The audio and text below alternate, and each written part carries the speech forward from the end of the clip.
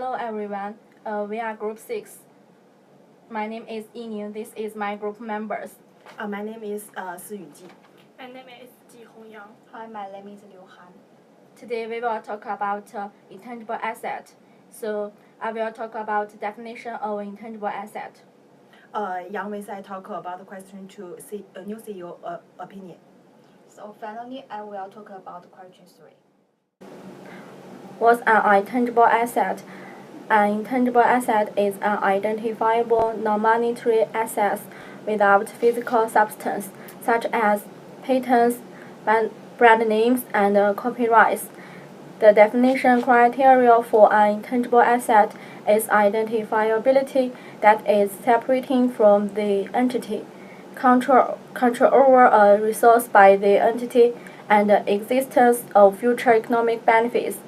The recognition criteria of an intangible asset is that it's probable that the expected future economic benefits will follow to the entity, and the cost of the asset can be measured reliably.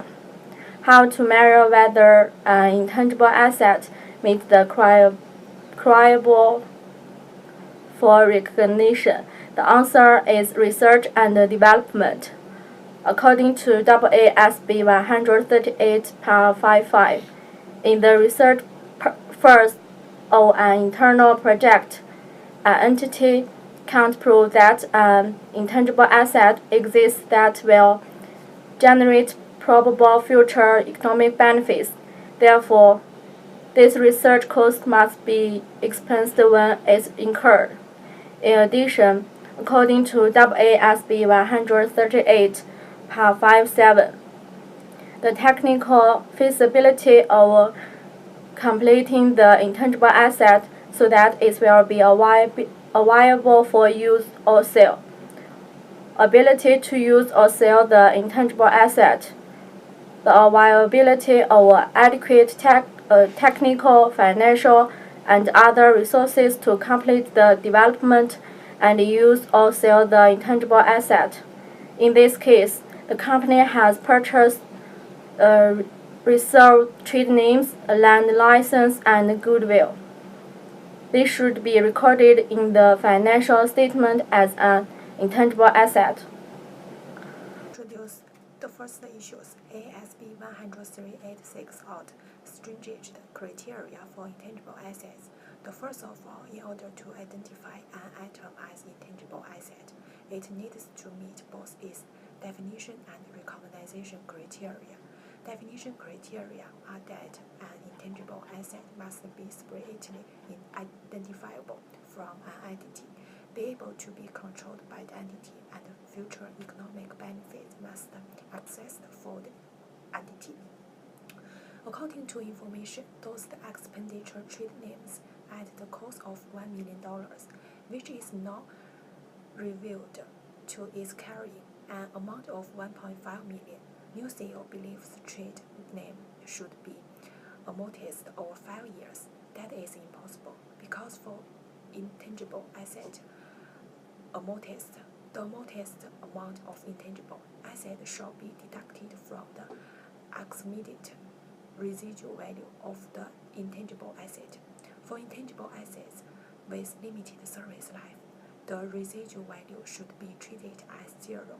Therefore, estimated of a 5-year life seems reasonable, but there is no indication of how the figure was arrived. Therefore, it is better to impair the trade name, amortize it as has identified life. Next, I will continue talk about trade names issues. According to ASB 138, intangible asset is an identifiable, non-monetary asset without physical substance. An entity shall assess whether the useful life of an intangible asset is finite or identified, and if finite, the loss of or a number of production or similar units constituting that useful life. In addition to ASB MAA363 claim any directly attributable cost of preparing the asset for its intended use. Therefore, according to information, purchase price of this license has totaled 6 million, and this license have a fair value of 7.2 million. The new CEO claimed that the tax license should be amortized over 5 years. License belongs to finite life, and intangible with a finite useful is systematically amortized over its useful life and test for impairment annually or whenever there is an indication that the intangible asset may be impaired. However, the estimate of a 5-year life seems reasonable, but there is no indication of how that figure was arrived, so which cannot commencing this year. New CEO considers that purchase goodwill needs 3 million market price, but now only worth 1.5 million recoverable amount. According to ASB 136, impairment of asset, goodwill in a business combination cannot be amortized or revalued. Goodwill cannot be amortized, but the only test for impairment. When asset recoverable amount less than carry amount will have value decrease. When there is an indication of impairment of the asset, the amount of recoverable can be estimated. Goodwill is an unidentifiable intangible asset which cannot purchase or sold separately, so the recoverable amount of goodwill cannot be evaluated effectively. Must be combined with a portfolio of impairment tests. Purchased goodwill can measure more reliable than internally, which is permitted to be recognized as an intangible asset. Next, I will analyze about the view of new CEO on the issue of research and development.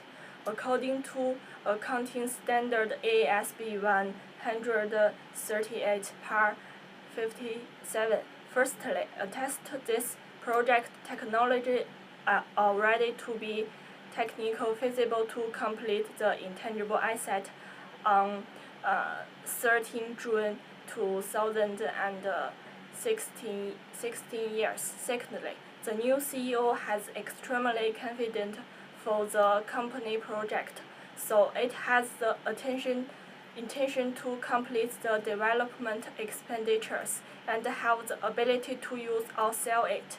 Thirdly, if this project investment has a positive effect, development expenditure probably have future economic benefits. Next, this case shows the expenditure of this project future will have 5 million, so it has the ability to measure reliable the expenditure on intangible asset during its development. In conclusion, development expenditure 5 million can be as intangible asset, which will be capitalized. However, in this issue, 1.5 million research expenditure is already incurred in 2016 years and recorded as expense, which cannot capitalized during that year. Well, as discussed earlier, it should be recorded as expense till the time the project comes to the completion and start generating benefits. This will decrease the profit in the each financial year, even though that is possible of generating more economic benefits in a coming year. This may make the stakeholder feel like selling the share if they find the future economic benefits is less than the incurred cost of the 15 million. But as there is a possibility and hurdles present in the project, we always have the concluded what is green and discussed recently.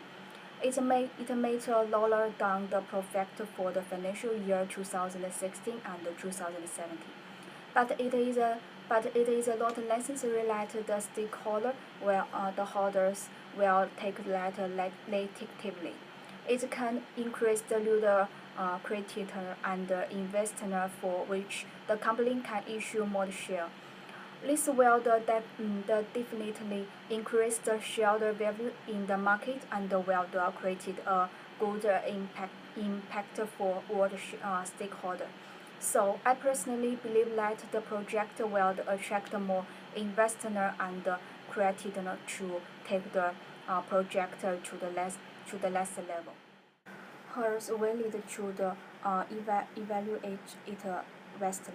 In this case, we must review the project at the end of each financial year to ensure that the recalculation criteria are still met.